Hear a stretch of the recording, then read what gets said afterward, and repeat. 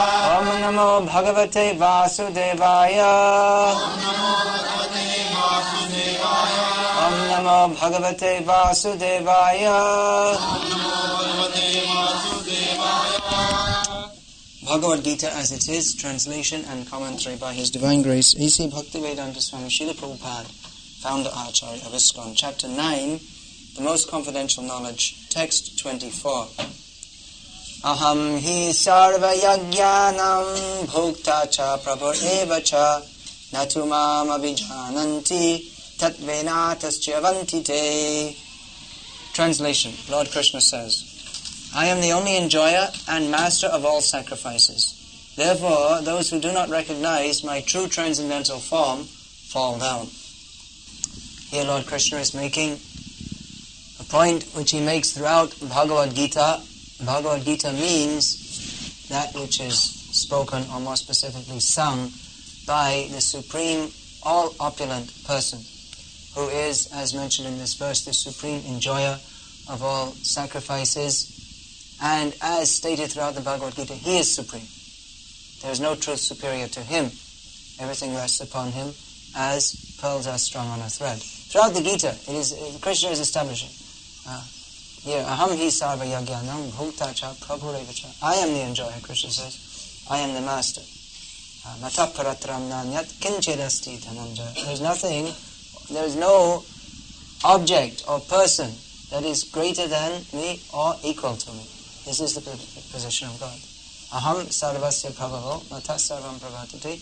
Everything emanates from me. Therefore, ultimately, Krishna says, manmana, think of me, bhavamad bhakta, become my devotee, sarvadhaman parityajya mamekam sharanam vraja. Giving up all varieties of religion, pseudo-religion, concocted religion, materialistic religion, whatever's going on in the name of religion.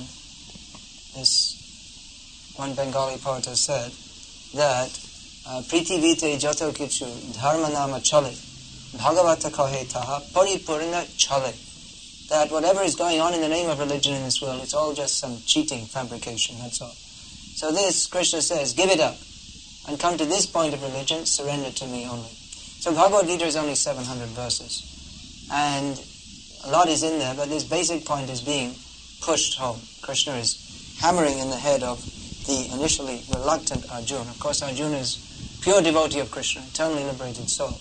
Therefore, he can understand Bhagavad-gita, just hearing it once. And big so-called scholars, they write big theses on Bhagavad-gita and don't understand a word of it, even after getting PhDs in religious studies and no idea what Bhagavad-gita is all about. So Arjuna, he very quickly understood because he is a pure devotee of Krishna. So he very quickly accepted the point.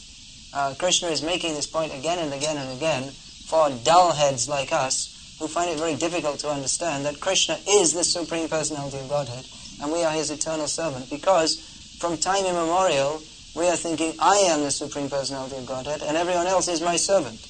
And there's something wrong with the world because people don't recognize it. I'm so great, I'm so wonderful. Whichever species of life we're in, we're all trying to show how wonderful and great we are. The dogs, they have, in Russia they call that a dog's wedding. That means when all the dogs get together and bark on the street. I think here in London, if you do that, the police will come and take them to Battersea Dogs Home or something. But if you've been to India, you know they do this. The dogs have a party at night, in Russia too. They all come and see who can bark the loudest. So that what is this barking? Simply showing, I am the top dog. I am the best. So in every species of life, I don't know exactly, but you'll see. Even the cockroaches, they're running around at night. The rats, in all their society, they're all trying to show, I am the supreme, I am the best. And in human society too. What is this whole London? It's just a big rat race, as they say. And they're not talking about the rats in the sewers, they're talking about the rats above the sewers. They're all racing around, running here and there, trying to show who is the best. But you're not the best. You may have £25,000 car and a house in the city, a very nice apartment, and a country home to go to, and you may fly to Spain hoping to get away from the rain over the long weekend, and you may be very puffed up in this way, but you're not supreme. You're under the laws of material nature. Krishna is supreme. He is always supreme, and neither by imagination or by getting a lot of money or by getting a big university degree can we ever become supreme. nor by declaring it. This is another useless trick of the impersonalists. They say, I am God. I am supreme. I am also Brahmasmi Aham. I am spiritual. I am all spirit. So you can say that. You may think, well, Krishna is saying in Bhagavad-gita, I am supreme. So I can also say, Krishna says I am supreme. So here I am, Joe Patel, or whatever my name may be. And I can also say, I'm supreme. You can say. And you might even get some fools following you, because a report came in the magazine about 1.5 years ago in India that there are at present about 320 incarnations of God current in India. So you can always get some foolish people to follow you. And that's I guess, the most prominent, because most people in India are wandering around the street with two thoughts on their head. One is where to get some chapatis, and the other is I am God. So everyone's thinking they're God, but some of them are more successful at pretending to be God, and I've seen some bogus incarnation. Some huge fat guy. He didn't have any chapati problem.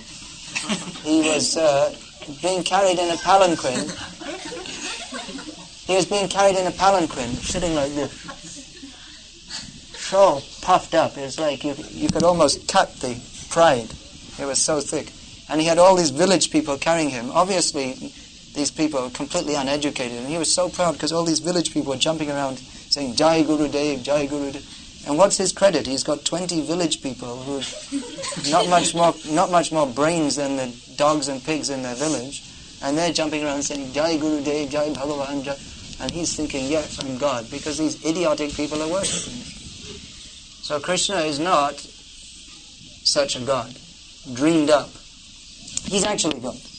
And that is recognized by Asita, Devala, Vyas, all great authorities, Arjun, Narada, in the modern age, Ramanujacharya, Madhvacharya, Vallabhacharya, Chaitanya Mahaprabhu, Bhakti Siddhanta Saraswati Thakur, Bhakti Vedanta Swami Prabhupada, all great acharyas. Jesus Christ, he also accepted. Krishna is the Supreme Lord. They all accepted. Not just some foolish people, but even Shankaracharya, who was the father of impersonalism in the modern age, he also accepted Krishna as Supreme. And Krishna also showed that he is Supreme. He didn't just say, I'm Supreme. Recently in Baroda, some young lady came bursting into my room, all excited, telling me that my guru is an incarnation of Lord Shiva. So I thought, well, what's the proof? Well, you should go and see him, then you'll realize. How can you say he's not God unless you go and see him and realize? This is supposed to be some kind of evidence. But Krishna, factually, in front of so many people, he showed. Lifting up Govardhan Hill for 7 days as a young boy. He's not a young boy, he's always God. Even when he was on the lap of his mother, he showed, she said, open your mouth, you're eating dirt. And she looked inside and she saw the whole universe with herself also. So many ways he showed. From the very beginning, Putana, such a great demon, that the demigods, they were afraid of her. So many big demons came. The demigods, that time so many big demons were born on the earth planet that even the demigods were afraid of. And Krishna, one by one, just for sport, so that after, he used to kill them all, so that after some time, his friends became so confident that they thought, whenever they saw a ferocious demon, they were not at all afraid. This Aghasura came, took the form of a big python, and they thought, oh, this is a big demon come to kill us. That's fun. And they all walked into his mouth, and they thought, it's all right, Krishna's here, he'll save us, no problem. They were so confident, because Krishna was doing daily, lifting up the Govardhan Hill. That I always say, that we don't mind these people calling themselves incarnations of God, but they should just prove it by holding one hill for 7 days, that's all. We'll supply a hill. We'll lower it, if you like, if you're too weak to lift it up, because after all it's Kali Yuga and you may have decreased in strength, then we'll arrange for one big rock to be lowered onto your head, and all you have to do is hold it for 7 days. And if you don't, well, you'll be crushed to death, and you'll know you're not God. So this is a good system for removing the... But of course they'll say, no, you have to realize it. You're not very advanced, therefore you can't realize it. But Krishna didn't say that. He showed his universal form also. Not only to Arjuna, but so many people were present on the battlefield of Kurukshetra. They also saw. Even before that, the Dhritarashtra, who was blind from birth, he also saw Krishna's universal form. And Duryodhana also saw, but because he was a demon, he thought, oh, Krishna's just doing some magic, that's all. Krishna showed before the battle of Kurukshetra, look, I'm God. There's no way you're going to win because I support the Pandavas. So better, I'm coming, I'm telling you, for your benefit, give them at least some villages. Let them rule over. That will be good for you. You won't have to fight, because if you fight, you're going to lose, because I'm supporting them. And I'm God. You don't believe I'm God? Okay, he showed universal form. And Duryodhana thought, oh, Krishna is showing some hallucinatory magic, that's all. He wouldn't accept, even with so much evidence. Even learned, Bhishma, Vidura, even his father Dhritarashtra, they all accepted Krishna is God. But so puffed up, no, I am God. This is the demoniac mentality, that I shall be the enjoyer, I shall be the master. But here Krishna is saying, no, you are not. I am the enjoyer, I am the master, you are the servant. Very bitter medicine. Very bitter for the puffed up materialist to accept. That someone is superior to me, how can it be possible? Me, I'm so great. Chaitanya Mahaprabhu, the cornerstone of his teaching is, what? Who can say? Tunadapi sunichena tararapi sahishnuna amanina manadina kirtaniya sadari harihi. One should be more humble than a blade of grass, more tolerant than a tree, ready to offer all respects to others, not expecting respect for himself. In such an attitude, one can chant the holy name of Lord Krishna constantly. So, when we are faced with such a proposition, we think, this is very difficult. How can I attain such a stage of humility? Actually, this humility is natural, and it is realistic. It is realistic because we are not at all significant. It's only this illusion of ahankar, false ego, that we've been carrying for so many lifetimes that we think, I am very important. But our actual position, if we consider, what is our position? What is our position in this universe? This universe, such a vast universe, and this is only one universe in unlimited universes, and we're somewhere in the universe on one insignificant little planet, and we're in some little insignificant little country, in the capital city of one country, and of so many countries, and we're sitting in a hall in Harrow thinking, I'm very great, I'm wonderful. Everyone is thinking. Everyone is saying, I'm so important. But we're not. Even if we just take from a objective point of view, let us examine, what is our position? What is our importance? We're not important. Therefore, to be humble, that should be our natural position. But because of this illusion which we have accepted, that I am very great, we're thinking that we are very great. What a great illusion to think that we are great. What a great illusion that we're so much insignificant. Even the great leaders of the world, our Yeltsins and our Clintons and I guess John Major's somewhere among the, not exactly a great leader, but head of a small country. So what is their position? In a few days they'll be gone and forgotten, and they'll write their autobiography and make a lot of money, and then they'll die, and I guess their name will be inscribed in the House of Commons, ex-Prime Minister, and in the course of time it will all be forgotten. And John Major now, or Bill Clinton now, in a few years they'll be dead, and then there'll be a dog or a cat or something like that. Usually politicians get such a position because animalistic propensity to lord it over others. They actually think they're very great. Big illusion. So even the big leaders of the world, their position is not very significant. If we think, how significant is Bill Clinton in relationship with Indra or Chandra or Surya? They have charge, or they're supposed to be in charge of a small country on a small planet for a short period of time. And Chandra, Surya, Indra, they're in charge of a heavenly planet for hundreds and thousands of years, with far greater opulence and power. But even they are insignificant totally insignificant in relationship with Krishna. We see in the Bhagavatam, Indra and Brahma, sometimes they thought, who is this Krishna? I'm here in the heavenly planets, and there's Krishna, and he's just a cowherd boy, and people are thinking he's God. And he's just running around in the forest, chasing some cows. How can he be God? So both Indra and Brahma, they wanted to test Krishna. But they both found that Krishna he may appear to be like an insignificant cowherd boy, but he's far, far greater than that. Even Indra, what he was doing was almost demoniac. He wanted to destroy Vrindavan and the residents of Vrindavan with Krishna. And Krishna was thinking, he wants to destroy all my Rajavasis. I'll destroy him. But then he thought, well, actually Indra is so insignificant. Why should I get so angry with him? So he just held up Govardhan Hill. Why should I get angry? Is Indra? What is this? Can I just interrupt for 1 minute, Maharaj? There's a card which is blocking J355 and N707. This is your card. Brahma also. You can imagine it must be quite easy to be puffed up if you're Brahma. Of course, he's a great devotee, so his intelligence is very clear, but just to show, for the sake of Leela, just like Arjuna became bewildered, he became bewildered and thought, this Krishna, a cowherd boy, maybe he's God. I don't really think so, because he knew I'm born from Narayana. He knew that Krishna is Narayana, but Narayana, vast form. Brahma was born from the lotus which comes from the navel of Lord Vishnu. So he knew that vast form, full of majesty, opulence and power. And he thought, and this Krishna, he's not my father. I don't think he's God. Anyway, let's test him and see.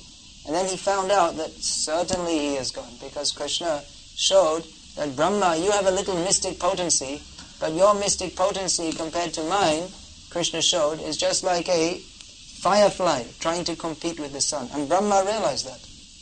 And he offered all these prayers to Krishna, and Krishna was standing there thinking, what is this Brahma doing here? I'm just playing with my friends, and why is he disturbing? And Brahma offered all these prayers, and then Krishna just stood there. He didn't say anything, and Brahma didn't know. Is Krishna angry with me, or is he pleased with me? Or he didn't know, so he just went back to Brahma Loka, and Krishna said, all right, he's gone now, and he went on playing with his friends. So that's Krishna. How great that he doesn't even care for all the trappings of the I'm the big king, I'm the big enjoyer. He prefers to be a cowherd boy in Vrindavan. Therefore, very difficult to understand Krishna. Because even though he's so great, apparently he takes a role like a very ordinary person. So very difficult to understand Krishna.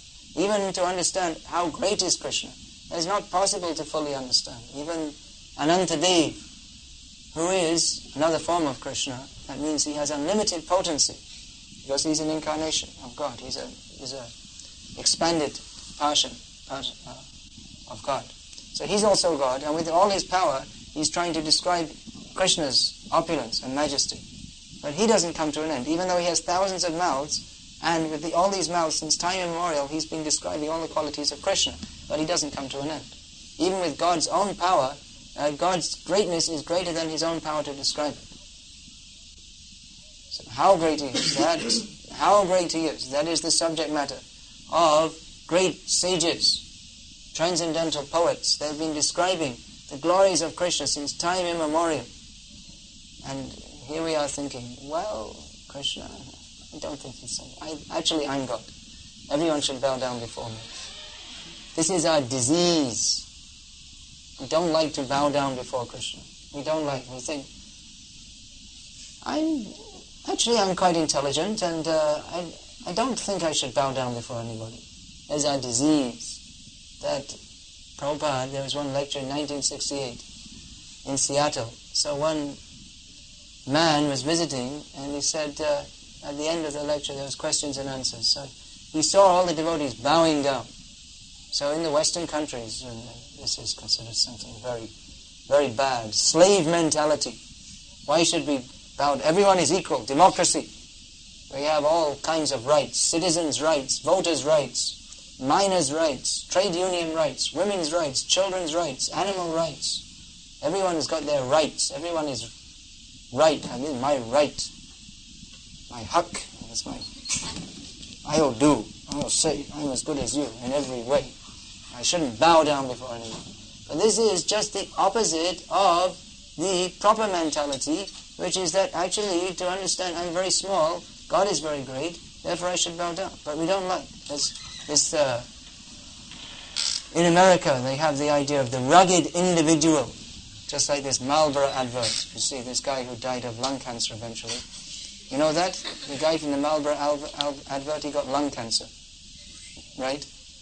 And he's still showing the photo of him sitting on his horse. And now he's become a horse, probably. Anyway, this is the epitome of the idea, the rugged individual who stands up. He doesn't kowtow to anybody. He doesn't. That great guru of all managers in the modern age, this Stephen, what's his name? Stephen Covey? How do you pronounce that? Anyway, I was looking in his book, and he was giving his idea of the ideal person. So one of the things is, he reads all different kinds of magazines, and he's up, and he's very liberal and intellectual. And one of his qualities, he doesn't become anybody's disciple. That's supposed to be the quality of a great person. But actually, greatness begins with bowing down. Greatness begins with understanding that I'm very insignificant. I'm simply the servant of the servant of the servant of the servant of the servant of Krishna. So this man, he was saying to Prabhupada, I see all your people here, they're bowing down. I don't like to do that. I don't see why I should have to bow down. Prabhupada immediately said, this is your disease. You don't like to bow down, but you are forced to bow down by death. Now you're standing up. I don't like to bow down, but death will force you down. You'll have to fall down on the ground. And maybe, it depends what culture, and you may be put down under the ground. You have to. Nature will force you to bow down. Birth, death, old age, and disease. If you don't accept Krishna and bow down before this form, then you'll have to meet Krishna in the form of death. Mrityu sarva haraschaham. Krishna comes in the form of death and takes everything away. Our youthful energy, that already is taken away by middle age. And then it just goes less, less, less. Our hopes, our aspirations, our money, our university degree are all finished. Our presidentship of the United States, whatever it may be, everything is finished. We are forced. There's no question. You can't say, now I don't like to die. You have to die. You're forced to. So Prabhupada said, this is sanity. This is sanity to understand that we are under the control of the laws of nature. We are under the control of God. Therefore, a sane person bows down to God. And an insane person who thinks, I am very great, he bows down another way, by force. That is not a very nice way to bow down. If we bow down before Krishna, voluntarily submitting ourselves to him, then Krishna is very pleased. That is a very pleasing relationship that is established. But if we are forced to bow down, defying the laws of nature, defiant, to the last minute. There was one song by, this is a long time I heard, this one hymn had been put to, they changed the words to atheistic words.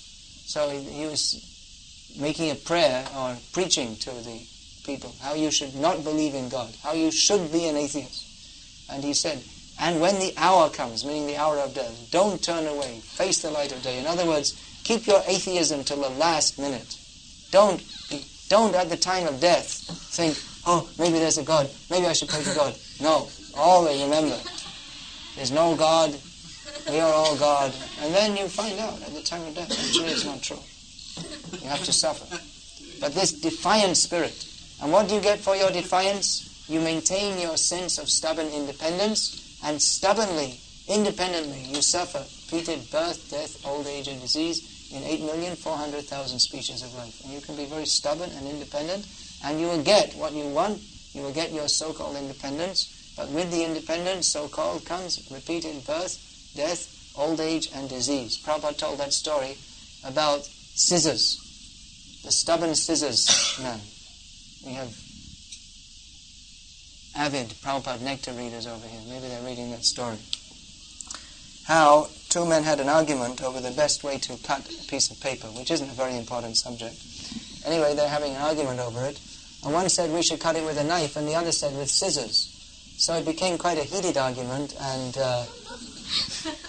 they started to beat each other. And the man who was a propagator of scissors philosophy. He was smaller and weaker than the propagator of knife philosophy.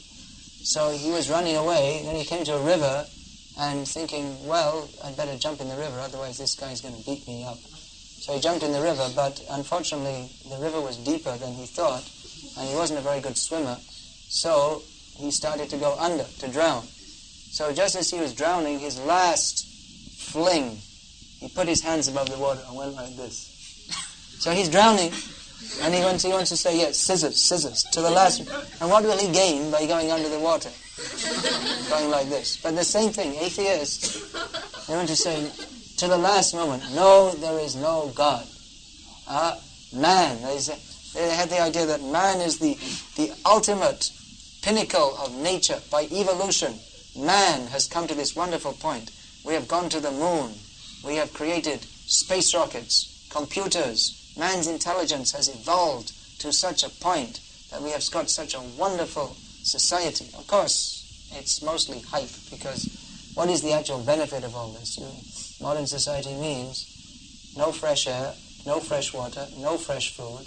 Your brain is also completely unfresh, polluted, filled with all bad ideas.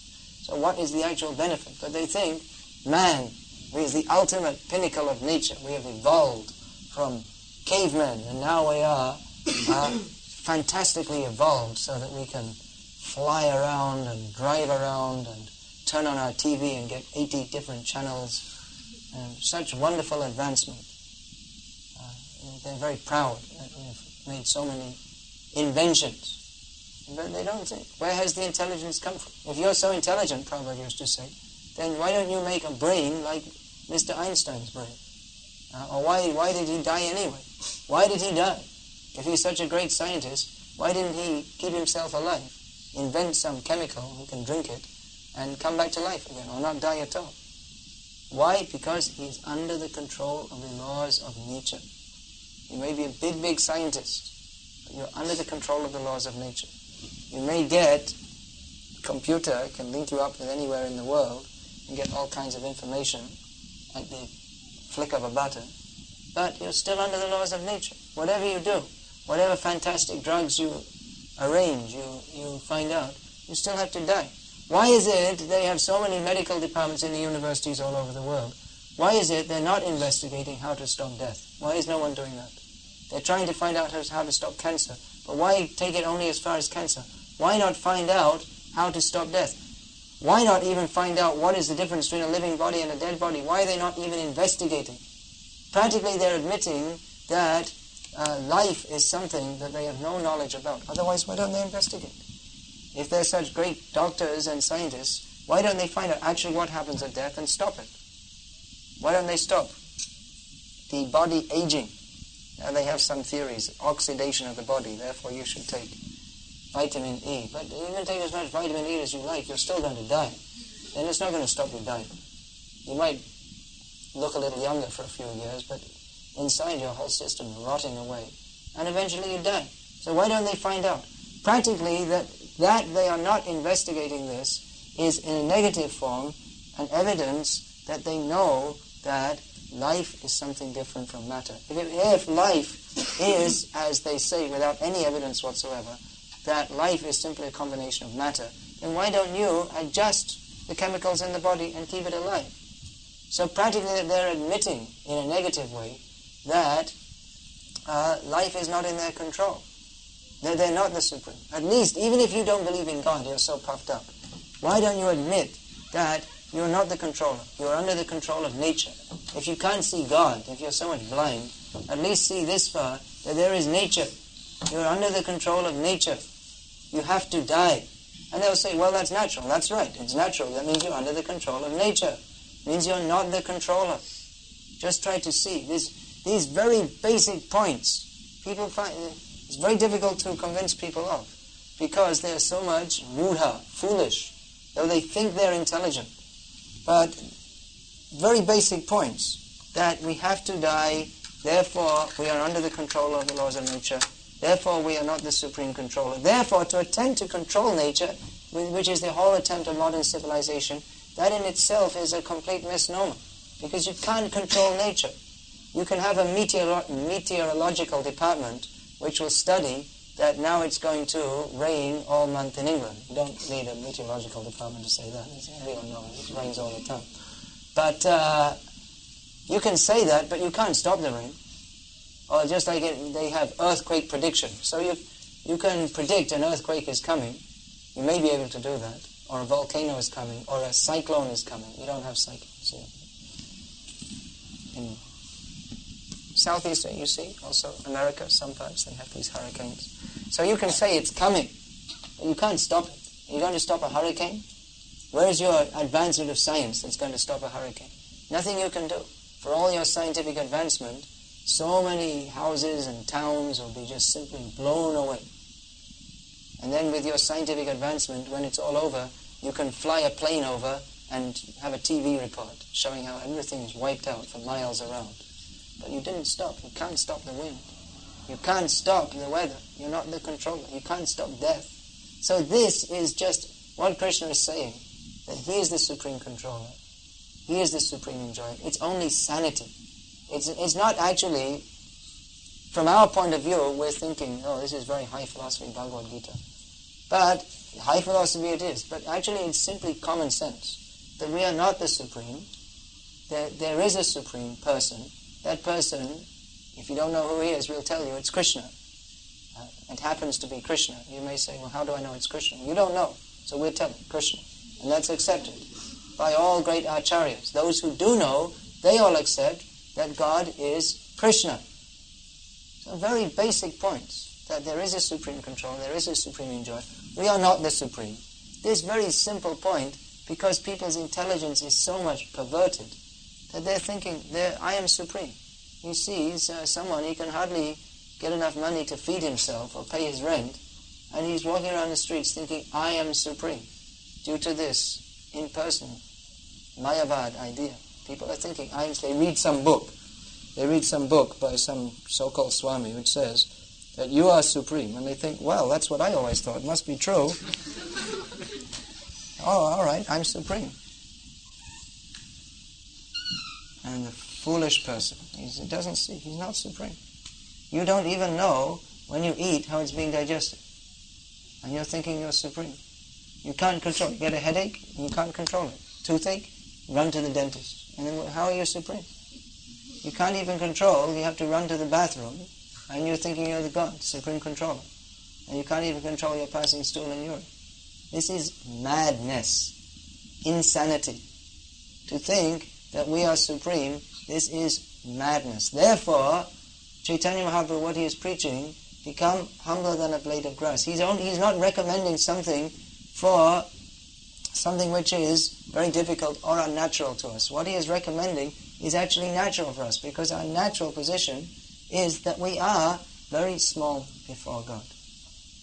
And if we accept that position, then actually we become glorified, we become great, we become happy. All auspiciousness begins just by accepting the simple fact that I am not God, which is the most obvious thing actually, that I am the servant of God, or the servant of the servant of the servant of the servant of God.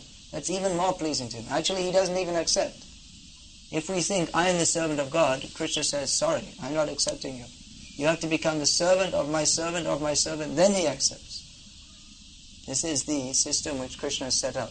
Because Krishna wants to keep everything in the right place. Krishna is friendly to everyone. Suharidam sarva bhutana. But his friendship is not based on some sentiment. Be nice to everyone, smile at everyone. It's based on substance. This substantial, proper understanding. What is that understanding? That Krishna is the supreme and everyone is meant for serving him. And if everyone comes into that position, then everything works very nicely. But if someone rebels against that, I will be friendly with Krishna, but I'm also as good as Krishna. Krishna, no, not allowed. You want to think like that? You go to the material world. There you can pretend, I am God. In different species of life, play out some drama. I am the best dog, I am the best cat, I am the best human being. Krishna has made such a system. He is God. Actually, you can become more than God in one sense. Krishna will allow you to. If we become so much surrendered to God, so much in love with him, that Just like Mother Yashoda, she is thinking, Krishna is my child, and she is punishing him. No one can punish him. No one can punish God. The atheists, they would like to, but they cannot. He is punishing them. But Krishna accepts that Yashoda is so much considering me as her beloved son, that out of anger she is punishing me. What is that anger? That my boy Krishna, if I don't punish him, he'll grow up to be a bad boy. So I have to punish him. That will be good for him. So much in this motherly mood. So that way, a devotee can become more than God. That is very, very, very high level. You're not on that level. You shouldn't artificially try to jump to that level. Our position is that we are servant. We have to understand this basic point. How God is great. Prabhupada always used to say, everyone will say God is great. But who is God and how He is great? That we should understand. That is being described in Bhagavad-gita. That is more elaborately described in Srimad Bhagavatam. These wonderful transcendental literatures have been translated by Srila Prabhupada in English in very simple, straightforward language. We can all understand the simple, straightforward fact that we need to hear again and again and again, that we are not God, we are the servant of God, we are the servant of the servant of the servant of God. Who is God? Krishna is God. What does it mean by God? Supreme personality of Godhead. Personality of Krishna is a person. He's not just some idea or a cloud or a sky or formless, shapeless, odorless, colorless, tasteless, inanimate idea. He's a person. Means, just like we have likes and dislikes, he also has likes and dislikes. Of course, he's not petty like us. His likes and dislikes are on the level of God. He has likes and dislikes. He has feelings, emotions, all these things. Therefore, our happy position is in relationship with Him, serving Him. That is our proper position. Then we also become happy. And if we don't, then simply we have to suffer life after life after life. It's a very simple thing to understand. But because we are diseased, contaminated, life after life, thinking, I am always trying to be the best. I will be the best dog. I will be the best cat. I will be the best. I'll be the best on my street. This mentality. Because of this, we are forgetting our position of service to Krishna. So Krishna is reminding us again and again and again, throughout the Gita, I am supreme, you are not supreme. Krishna is not saying, just like someone like a bully who is trying to push you down. But as a friend, He is supreme. Therefore, if He says, He is telling us for our benefit. That He says to Krishna, Vakshami itakam yayam. I'm speaking for your benefit. Krishna is so much superior to us, He doesn't have to say it to us to lay a trip on us, something like this. He is so much superior to us, there's no question of rivalry with Him.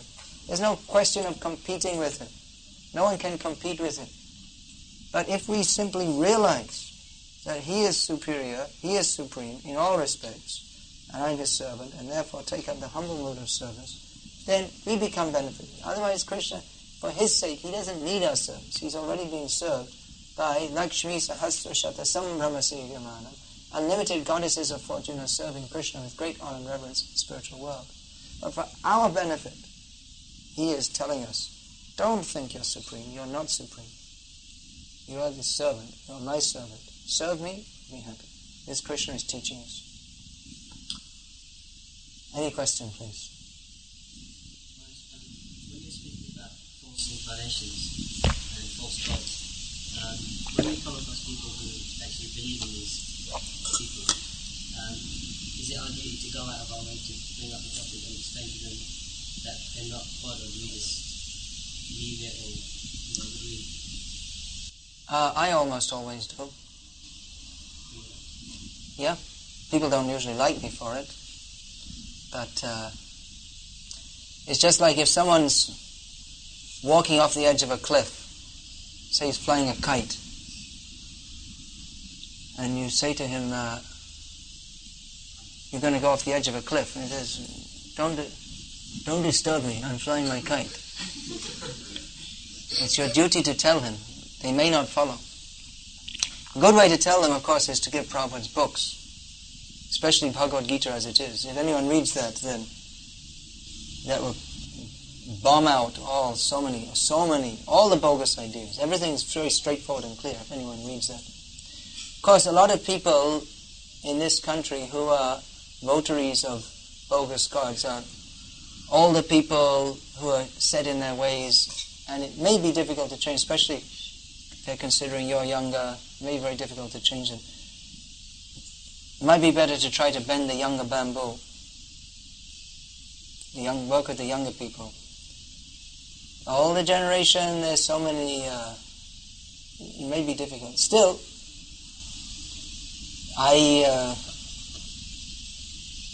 find it actually quite repugnant. I can't tolerate actually when someone's saying that so-and-so is God when they're not God. It's an insult to Krishna. It's the most horrible thing. Someone is calling himself God. And what is his qualification? He has a little mystic power, which he got from Krishna. And he's using that to cheat people, calling himself. For someone to call himself God. It's like that story of the jackal. You know that story from the Hitopadesh? Jackal fell in the villages, they'll have a big pot of different colored dyes, they're dyeing cloths. So a jackal fell in a pot of blue dye, accidentally. And when he came back to the jungle, he saw everyone is saying, "Oh, what's this? A new, wonderful animal." And even the lion was afraid. What is this animal? Blue, magnificent blue color. So they all crowned him as the king of the jungle. He thought, "Wow, this is great. They're all serving me." And one night, he heard in the distance all the jackals are calling out, just like the dogs call out at night. So, being a jackal, he couldn't restrain himself. Then they all know, oh, he's a jackal. So then the lion killed him. They understood. He appeared to be something different. Actually, he was only a jackal. So, like these imitation incarnations of God, why do they say that? Because they want name, fame, glory, followers, and many of them, they may actually think they're God, because that's the power of illusion. They may actually think they're God. And their followers may think that also, but they're grossly, grossly misled. According to the Ishopanishad, such people, they enter into the darkest regions of hell along with their followers. So people may not like it if we tell them that actually you're completely mistaken, this is completely bogus and it's offensive. But I feel it's our duty to say something, because otherwise, what chance they have? It's very, very sinful to accept someone who's not God as God and worship him. And the result is that you're going to get extremely bad karma. It's very offensive. So at least we should try to tell them. If they don't accept it, which in many cases they won't, that's their misfortune. But at least we should try to do something to help them. It's difficult. Hinduism is a big soup, big khichdi, all different ideas which are just dreamed up, and there's new ones coming up every day.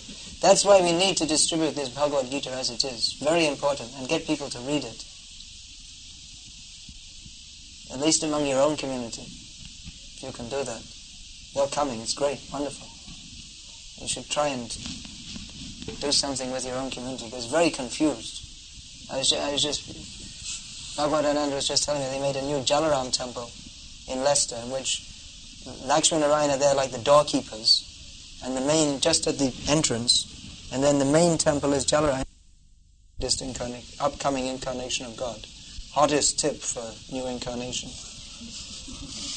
So, but you'll find even in all their temples, they'll have Lakshmi Narayana, Radha Krishna on the side, and Sahajanand Swami in the center. He himself didn't say. He said, I'm worshipping Radha Krishna. But it's actually envy of Krishna that they can put anyone above him. And it's actually offensive. They may say we're Vaishnavas, but this is not Vaishnavism. To put anyone above Radha and Krishna is sinful. It's not Vaishnavism. It's offensive. So it's a difficult job. People are very confused and mixed up because they don't know what God means. They say God, any person can come along and say he's God, and someone will accept it. Therefore, these books, distributing them, which gives knowledge clearly what is the meaning of God, who is qualified to be understood as God. It's very important we distribute these books. You're going to say something? No, I was just going to ask a question based on just following on from the Swami narrative. If thing with the Swaminarayan's is that even though Sahajananda Swami, as you pointed out, there's no documented evidence that he said he's God. And in the Shiv Shapatras he talks about worshipping Lakshmi Narayana, reading Bhagavatam. Still, his followers stipulate that the miracles, he performed miracles while he was around, from Chapaya to, during his pilgrimage. And because they cite those miracles as evidence, A, they cite those miracles as evidence that therefore he's God. B, they say that he was able in many, many occasions to put certain people under trance so they could see their favorite deity in their mind. And C, the other reason is that actually when Krishna says Yada Yada Hi Dharmasya, that's actually proof that Sahajananda Swami is one of the incarnations. Like when we have that's a very weak point. Just like there's a Bangladesh, I was many years in Bangladesh, that's like a breeding ground for false incarnations. It's like they breed like mosquitoes. So there was one actually very intelligent man who was formerly the permanent financial advisor to the government of Pakistan before East Pakistan became Bangladesh. So a very intelligent person materially. But he was from the same area as this bogus incarnation. So I asked him, well, what's the evidence in Shastra? Every incarnation, he should be predicted by Shastra. He said, so he thought about it and he said, well, his name's in the Vishnu Sahasranam. His name is Jagat Bandhu. So, well, that's the case. Well, in India, there's so many Govindas and Narayanas, and they're all incarnations of God, according to... So then Krishna says, Yada Yada Hi Dharmasya. Krishna, he comes in every age, and therefore, Swami Narayan is in Kali Yuga, therefore that proves he's God. And what kind of evidence is that? And anyone could be said to be. But actually, now one point about miracles, he's not the only one who's done miracles. There are people even today there's so many people doing miracles. But that in itself is not evidence of one being God. What is the definition of God? Aishvaryasya samagrasya viryasya yashashashriya jnana-vairagya yoschaiva shandang bhaga itingena. Bhagavan means one who is filled with all opulences, all strength, all wealth, all fame, all knowledge, all beauty, all renunciation. He owns everything in the universe. Yatova imani bhutani jayanti. There's so many shastra. Yatova imani bhutani jayanti yena jatani jivanti yat prayanti abhisangvishanti tad vijyagyasasva tad brahmeti. The absolute truth is that from which everything emanates. Who is the support of everything? The whole millions of universes are supported by Him. All the living entities are supported by Him. At the time of dissolution, everything enters into Him. It's no small thing to be God. But that's what they say the God, Swami Narayan does. Yeah, but then what is the evidence? No, whereas just like in Gita, Arjuna accepts Krishna, Param Brahma, Param Dhamma, Pavitram. Then who says Asita, Devala, Vyas, Narada? So many rishis they accept. And who accepts? You see, 12 Mahajans, Swayambhu, Brahma, Narada, Shambhu, Kumara, Kapilo, Manu, Prahlada, Janako, Bhishma, Bali, Vyasaki, Shukadev Goswami, Yamaraj. They all accept Krishna as the Supreme Personality of Godhead. And a few people in Gujarat, not even all the Gujaratis, they accept Sahajananda Swami as God. So, and he said to read Bhagavatam, and Bhagavatam says that in Kali Yuga, the incarnation will Yagyai Sankirtana Prayaya Jantihi Sumedasa. He will spread Sankirtan. So Sahajananda Swami, he was a devotee, no doubt, but he didn't spread Sankirtan. So how is he the incarnation for the age? And why him? There's so many people claiming to be God, just out of some party spirit, because you're born in a Gujarati family, you think, well, maybe, because there are people all around you are saying, He's God, He's God, He's God. But where is the actual evidence? Like I say, there's about 320 incarnations at the present time. They can all say the same thing. Yada yada hi dharmasya. Our guru shows some miracles. Sai Baba's an incarnation because he produces some ashes. This is not the evidence of being God. Nowhere in Scripture does it say that the symptom of being God is that ashes comes out of your picture. That's just some... he's manipulating ghosts, actually. As done by bhoots. He also is in the same... same kind of consciousness. Not saintly, not godly consciousness. Not at all. So these things should be understood very clearly. India is so much misled, mixed up. Don't out of sentiment accept, well, my mother, my father, my uncle, my grandfather, they all follow, so I should also follow. Try. That Krishna speaks Bhagavad-gita, he is appealing to our intelligence. He's given us intelligence. Now we should try to use that. Not that actually God cannot be understood simply by intelligence. Not simply by intelligence, but if we accepting basic principles that I'm not God, I'm subordinate to God. God can be understood through Shastra, through Guru, Sadhu, Shastra. Applying our intelligence along these guidelines, then we can understand. It's actually not a very difficult thing to understand. This we say, we're going in the villages in Gujarat, and they've come in, Swami preachers, and put a picture of Pramukh Swami, and Swami said, but who are your forefathers worshipping? Krishna. So even if you say Swami Narayan is an incarnation of Krishna, where's Krishna? Why have you thrown out Krishna? This is evidence that they are envious of Krishna. This is a symptom of a demon, is they don't like to see Krishna worshipped. And they'll bring some competitor for Krishna. This is the most envious thing, to take Jiva, an ordinary living being, as good as God, as good as Krishna. It's the most envious thing. So they're supposed to be Vaishnavas, but actually it's most insidious, because externally it may appear to be almost like Vaishnavism, but actually it's the antithesis of Vaishnavism. Accepting a ordinary person. Ordinary person means Jiva, as good as God, as being God. You won't find anywhere in the Vedic scriptures any reference to Sahajananda Swami. Nowhere, nothing.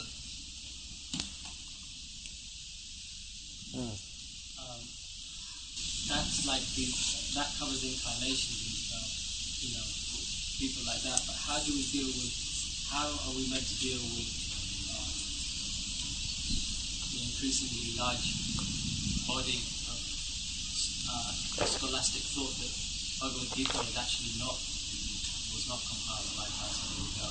I mean, I remember being at university and picking up other kinds of Bhagavad-gitas and various stories, and people saying that actually maybe they're karmis, maybe they're new teachers, whatever, but they say that we have such and such evidence that actually Gita was compiled. What evidence? What evidence? Carbon dating, whatever. But that carbon dating, they're always changing that also. They say, well, the carbon dating, 20 years ago, they were saying by carbon dating we dated it at this, and now they say, well, now our carbon dating, we've got a much more accurate system, and the old carbon dating was wrong. But it's like that in all of them. They're always changing. But then they also. But what are you going to do by carbon dating? Anyway, what is proved by carbon dating? What are you going to prove? Because it was handed down by oral tradition. According to the literature itself, according to Mahabharata, Srimad Bhagavatam, and all the Vedic literatures, this Vedic literature was compiled by Vyasa, who was contemporary of Krishna at the beginning of Kali Yuga, which was approximately 5,000 years ago. We accept Vyasa. We don't accept your meat-eating karmi who's envious of Krishna and whose so-called knowledge changes all the time anyway. They always have, even to be a scholar, you have to have a different theory to another scholar. Otherwise, you can't hold your position. They have all different theories about everything.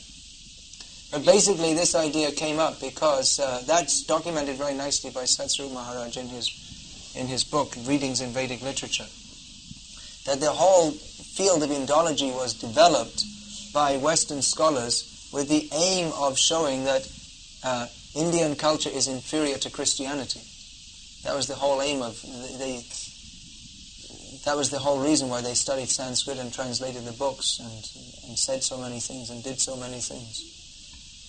That was developed. The whole field of Indology was developed in an era where, who was that? One of the first scholars said that the average Hindu is the savage with an intelligence no greater than a dog. That was their whole outlook, and they wanted to prove that. Although they had a problem. They had a problem coming coming to India, when they saw it, actually it's such a developed culture, such developed philosophy. Even according to anthropologists, you can judge how developed a culture is, how developed a civilization is by its language. What is the complexity of its language? And there's no comparison in the world to the complexity and the profundity and the depth of Sanskrit. There's absolutely no comparison. It's Sanskrit means completely done. It's perfectly done. There's no comparison. So it goes against all their theories that of Western superiority, Christian superiority, or if you take the evolutionary theory that man has evolved from monkeys and we're more civilized. But then they had such civilization that is evident from the Sanskrit language and literature. In the Sanskrit literature you'll find words like Viman, airplane, long before the Wright brothers. You have Paramanu describing about the atom, calculation of time from the movement, from the smallest calculation. This is in the Srimad Bhagavatam, 3rd canto. Calculation of time, there are different gradations. From the smallest gradation of time is the time it takes one atom to move over another, which shows they had knowledge of the atom. And then the largest measurement of time is the universal time, the time of the existence of the universe. Dviparardha, the time of existence of the universe, which we have information is, how long is that? 4,320,000 years is one yuga cycle. Then 1,000 of these ages taken together, that is one day of Brahma, and his night is the same length. And 30 days composed of 4,320,000 times 1,000 times 2. 30 days make 1 month, 12 months make a year, and he lives 100 such years. So Brahma's lifespan, or the lifespan of the universe, is 4,320,000 times 1,000 times 2 times 30 times 12 times 100. So this kind of calculations of time span, and they're giving history the last 3,000 years. And we're giving history, why 5,000 years ago? Krishna says in the Gita, Imam nivasvate yogam proktavana avyayam. I spoke this to the sun god, and Prabhupada has given some calculation. This was about 130 million years ago. And their whole concept of time, that God created the universe at one point only, and that every human being only is a new soul that comes into existence, and then most of them get thrown into hell forever because they don't wash themselves in the blood of Christ. And then that's it, and there's only one creation, and few people get born, most of them get thrown to hell forever, to burn in hell forever by the all-merciful God. And that's it. That's it. It's a very limited concept. Actually, philosophically, they're full of holes. If God is all-merciful, then why does He give us only one chance? And if you blow it, say you're born in a staunch Hindu family, and you're not inclined towards Christianity, then as a result of your upbringing, which God put you in such a family, then you have to burn in hell forever, according to their idea. So even an ordinary father will give his son, however bad he is, he'll give him another chance. We understand, reincarnation, you get another chance. However bad you may be, but according to them, you're finished forever if you don't accept Jesus. You may be born in a village in Thailand where no one ever heard of Jesus, and that's hard luck. God, out of His mercy on you, had you born in such a place where you never hear of Jesus, and you didn't wash yourself in the blood of Christ, and you didn't eat beef on Sundays, and you go to hell forever for not being a good Christian. It's philosophically empty. It doesn't make any sense. Anyway, they have their authorities. They accept some, as you say, meat-eating scholar, and we accept Vyasadeva, Prabhupada, Bhaktisiddhanta Saraswati Thakur, who are not only consummate Vedic scholars, but they're getting the result of Vedic learning. The Vedic learning is not meant to be simply for academics, but it's meant to bring one to the point of God realization. So those who study the Vedas in such a way, they get the result that they become God realized. We want to be like that. We don't want to be like the meat-eating materialist who simply studies the Vedas so he has a job at the university. We're not interested in that. So we'll accept, okay, that's your authority. You follow that authority, we'll follow Vyasadeva. We'll follow Chaitanya Mahaprabhu. We'll get the result of studying the Vedas, and you can have big conferences and talk whatever you like.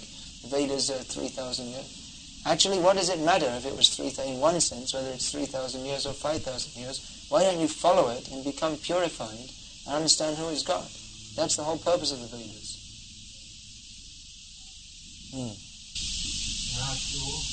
Krishna consciousness, are they all capable of seeing Krishna's animated form? Krishna's animated form? What does that mean?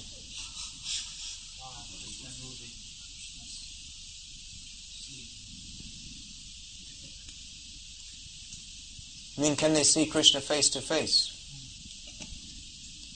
Can all of them see Krishna face to face? I don't know. I never asked all of them.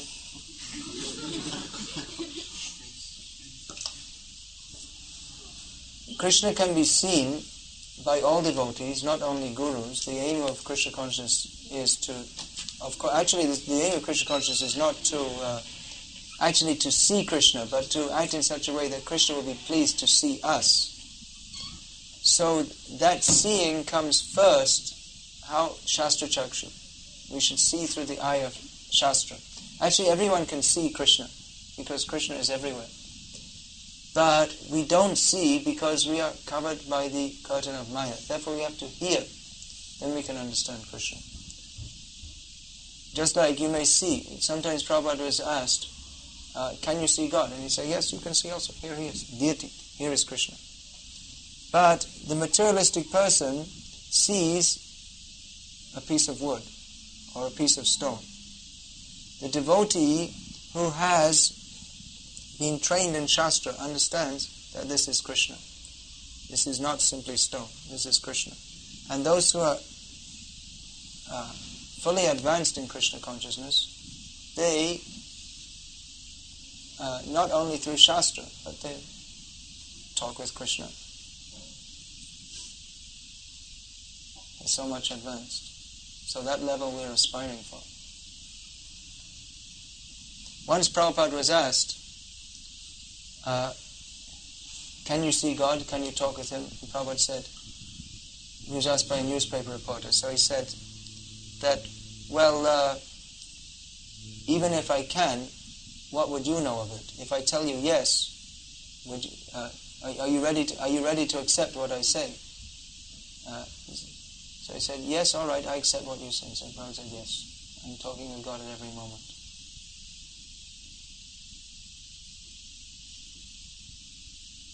So that stage, Kobe hobe bolo shedi nama, amaraparada gucci, shuddha nama ruchi, kripa bole hobe, hridaya shanchai. That when we become free from offenses, then by chanting Hare Krishna, everything, the whole spiritual world will be manifested to us, if Krishna so desires. Because we are not the controllers of Krishna, we are servants of Krishna. So when Krishna wants to reveal Himself to us, certainly He will reveal Himself to us.